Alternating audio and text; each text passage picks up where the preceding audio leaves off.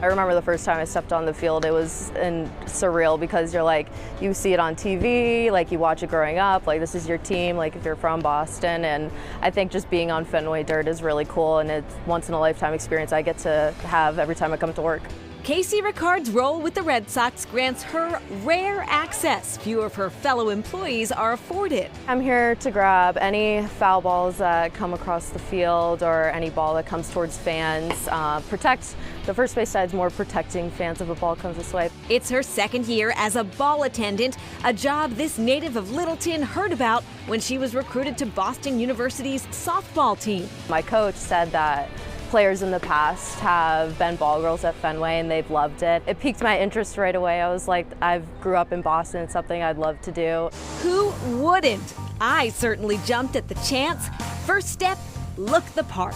This is very official. Yes, the official uniform. So you have the socks, the pants, the jersey. Even if I can't really do it, I will look like I know what I'm doing.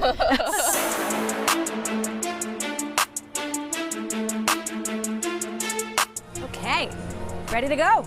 And just one more thing, the Tim Wakefield patch. Oh, nice.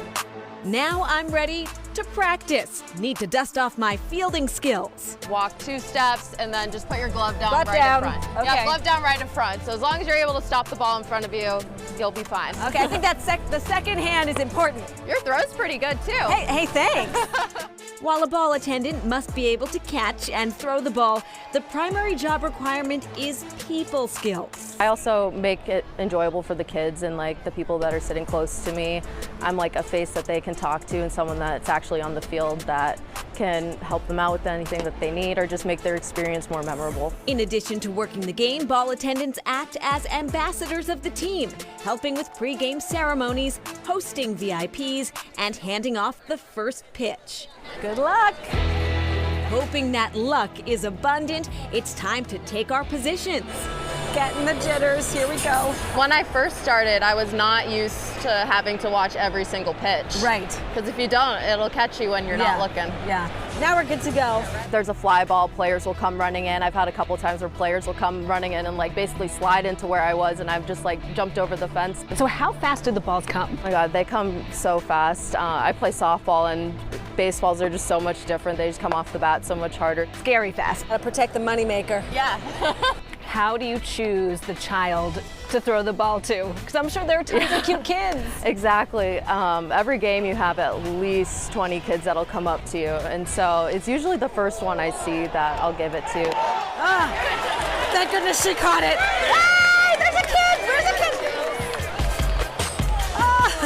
It's so hard to choose, but as soon as you do, it's back to your bucket where you cannot take your eye off the ball.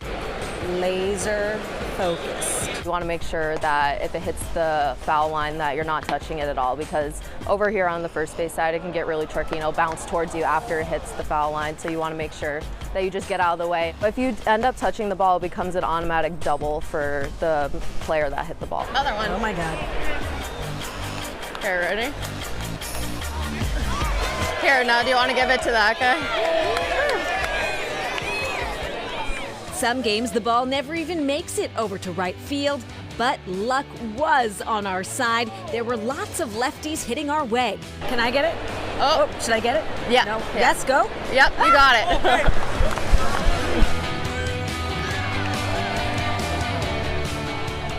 Is it all the adrenaline? It was the adrenaline. I don't even know who got it. A real rush for me, and more importantly, for the fans, who get to leave the game with a souvenir and a memory to last a lifetime.